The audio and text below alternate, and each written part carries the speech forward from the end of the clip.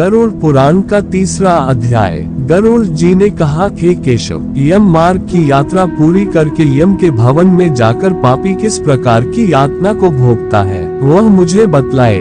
श्री भगवान बोले, हे विंता के पुत्र गरुड़, मैं नरक यातना को आदि से अंत तक कहूँगा, सुनो। मेरे द्वारा नरक का वर्णन किए जाने पर उसे सुनने मात्र से ही तुम कांप उठोगे। हे कश्यप नंदन, बहुभीतिपुर के आगे 44 योजन में फैला हुआ धर्मराज का विशाल पुर है। हाहाकार से परिपूर्ण उस पुर को देखकर पापी क्रंदन करने लगता है। उसके क्रंदन को सुनकर यमपुर में विचरण करने वाले यम के गण प्रतिहार द्वारपाल के पास जाकर उस पापी के विषय में बताते हैं। धर्मराज के द्वार पर सर्वदा धर्मध्वज नामक प्रतिहार द्वारपाल स्थित रहता है। वह द्वारपाल जाकर चित्रगुप्त से उस प्राणी के शुभ और अशुभ कर्म को बताता है। उसके बाद चित्रगुप्त भी उसके विषय में धर्मराज से निवेदन करते हैं। हे तार्क्ष्य, जो नास्तिक और महापापी प्राणी हैं, उन सभी के विषय में धर्मराज यथार्थ रूप से भली भांति जानते हैं, तो भी वे चित्रगुप्त से उन प्राणियों के पाप के विषय में पूछते हैं और सर्वज्ञ चित्रगुप्त भी श्रवणों से पूछते हैं। श्रवण ब्रह्मा के पुत्र हैं। वे स्वर्ग, पृथ्वी तथा पाताल में विचरण करने वाले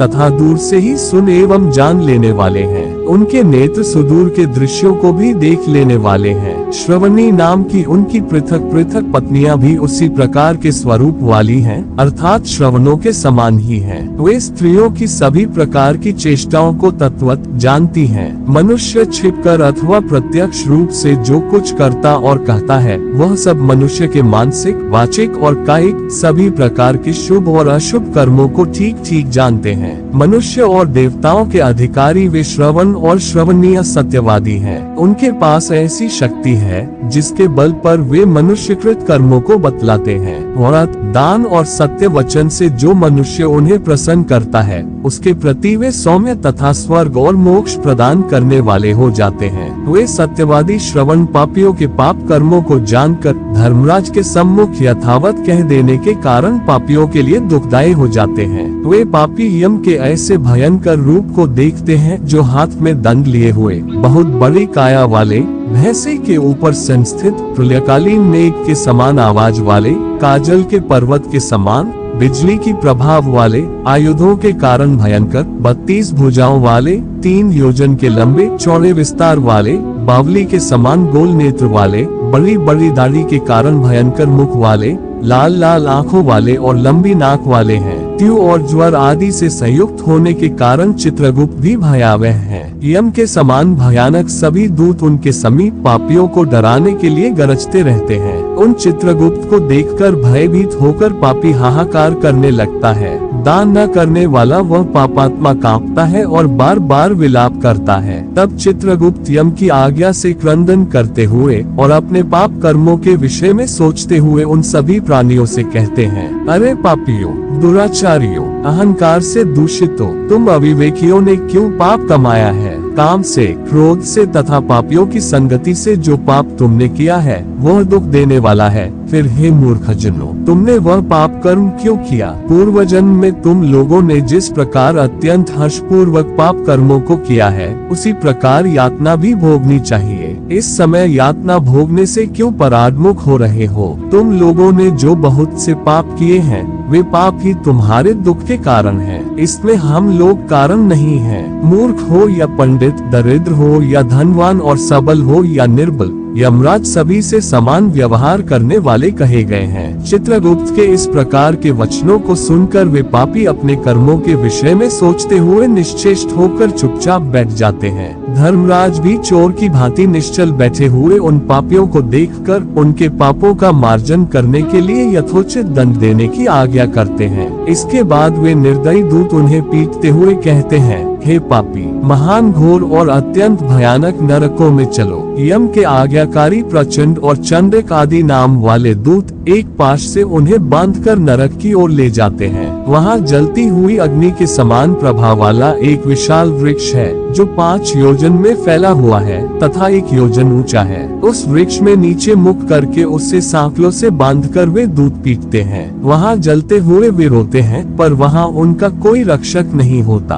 उसी शाल्मली वृक्ष में भूख और प्यास से पीड़ित तथा यमदूतों द्वारा पीटे जाते हुए अनेक पापी लटकते रहते हैं। वे आश्रय विहीन पापी अंजलि बांध कर, हे यमदूतों, मेरे अपराध को क्षमा कर दो, ऐसा उन दूतों से निवेदन करते हैं। बार बार लोहे की लाठियों, मुदगरों, भालों और बर्छियों, गदाओं और मूसलों से उन दूतों के द्वारा वे अत्यधिक मारे जाते हैं। मारने से जब वे चेष्टा रहित और मूर्छित हो जाते हैं, तब उन निश्चेष्ट पापियों को देखकर यम के दूत कहते हैं, अरे दुराचारियों, पापियों, तुम लोगों ने दुराचरण क्यों किया? सुलभ होने वाले भी जल और अन्न का दान कभी क्यों नहीं दिया? तुम लोगों ने आधा ग्रास भी कभी किसी को नहीं दिया, और न ही कुत्ते तथा कौए के लिए बलि ही दी। अतिथि को नमस्कार नहीं किया और पितरों का तर्पण नहीं किया। यमराज तथा चित्रगुप्त का उत्तम ध्यान भी नहीं किया और उनके मंत्रों का जप नहीं किया, जिससे तुम्हें यह यातना नहीं होती। कभी कोई तीर्थ यात्रा नहीं की, देवताओं की पूजा भी नहीं की। गृहस्थ आश्रम में रहते हुए भी तुमने हंतकार नहीं निकाला, संतों की सेवा की नहीं, इसलिए अब स्वयं किए गए पाप का फल भोगो। चूंकि तुम धर्महीन हो, इसलिए तुम्हें बहुत अधिक पीटा जा रहा है। भगवान हरि ही ईश्वर है, वे ही अपराधियों को क्षमा करने में समर्थ हैं। हम तो उन्हीं की आज्ञा से अपराधियों को दंड देने वाले हैं। ऐसा कहकर वे दूत निर्दयता पूर्वक उन्हें पीटते हैं और उनसे पीटे जाने के कारण वे जलते हुए अंगार के समान नीचे गिर जाते हैं। गिरने से उस शाल्मली वृक्ष के पत्तों से उनका शरीर कट जाता है। नीचे गिरे हुए उन प्राणियों को कुत्ते खाते हैं और वे रोते हैं। रोते हुए उन पापियों के मुख में यमदूत धूल भर देते हैं तथा कुछ पापियों को विविध पाशों से बांधकर मुदगरों से पीटते हैं। कुछ पापी आरे से काष्ठ की भांति 2 टुकड़ों में किए जाते हैं और कुछ भूमि पर गिराकर कुल्हाड़ी से खंड खंड किए जाते हैं। कुछ को गड्ढे में आधा गाड़कर सिर में बाणों से भेदन किया जाता है। कुछ दूसरे पेरने वाले यंत्र में डालकर इक्षुदंत गन्ने की भांति पेरे जाते हैं। कुछ को चारों ओर से जलते हुए अंगारों से युक्त उन्मुख जलती हुई लकड़ी से ढक करके लोहपंड की भांति धधकाया जाता है। कुछ को घी के खौलते हुए कड़ाही में, कुछ को तेल के कड़ाहे में तले जाते हुए बड़े की भांति इधर उधर चलाया जाता है। किन्हीं को मतवाले गजेंद्रों के सम्मुख रास्ते में फेंक दिया जाता है। किन्हीं को हाथ और पैर बांधकर अधोमुख लटकाया जाता है। किन्हीं को कुएं में फेंका जाता है। किन्हीं को पर्वतों से गिराया जाता है। कुछ दूसरे कीड़ों से युक्त कुंडों में डुबो दिए जाते हैं, जहां वे कीड़ों के द्वारा व्यथित होते हैं। कुछ पापी वज्र के समान चोंच वाले बड़े बड़े कौओं, गीधों और मांसभोजी पक्षियों द्वारा शिरोदेश में, नेत्र में और मुख में चोंचों से आघात करके नोचे जाते हैं। कुछ दूसरे पापियों से ऋण को वापस करने की प्रार्थना करते हुए कहते हैं, मेरा धन दो, मेरा धन दो। यमलोक में मैंने तुम्हें देख लिया है, मेरा धन तुम ही ने लिया है। नरक में इस प्रकार विवाद करते हुए पापियों के अंगों से सर्जियों द्वारा मांस नोचकर यमदूत उन्हें देते हैं। इस प्रकार उन पापियों को सम्यक प्रताड़ित करके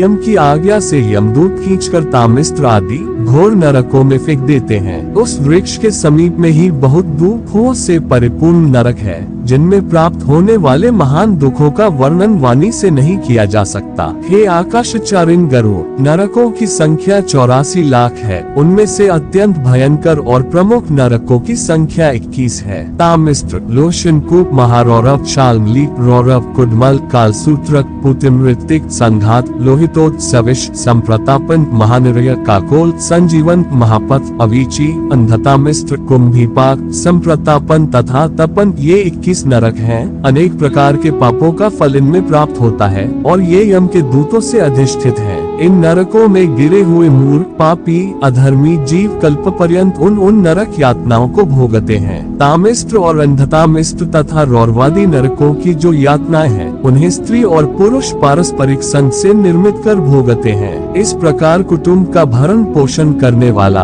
अथवा केवल अपना पेट भरने वाला भी यहाँ कुटुंब और शरीर दोनों को छोड़कर मृत्यु के अनंतर इस प्रकार का फल भोगता है। प्राणियों के साथ द्रोह करके भरण पोषण किए गए अपने स्थूल शरीर को यहीं छोड़कर पाप कर्म रूपी पाथेय के साथ पापी अकेला ही अंधकार पूर्ण नरक में जाता है। जिसका द्रव्य चोरी चला गया है, ऐसे व्यक्ति की भांति पापी पुरुष दैव से प्राप्त अधर्म पूर्वक कुटुंब पोषण के फल को नरक में आतुर होकर भोगता है। केवल अधर्म से कुटुंब के भरण पोषण के लिए प्रयत्नशील व्यक्ति अंधकार की पराकाष्ठा अंधता मिस्र नामक नरक में जाता है। मनुष्य लोक के नीचे नरकों की जितनी यातनाएं हैं, क्रमशः उनका भोग भोगते हुए वह पापी शुद्ध होकर पुनः इस मर्त्य लोक में जन्म पाता है। तो दोस्तों, आज के लिए इतना ही। उम्मीद है मित्रों आपको हमारा यह वीडियो पसंद आया होगा। आगे आने वाले वीडियो को देखने के लिए हमारे चैनल को सब्सक्राइब करना ना भूलें और अपने विचार नीचे कमेंट्स में जरूर साझा करें। फिर मिलते हैं अगले वीडियो में। धन्यवाद और शुभ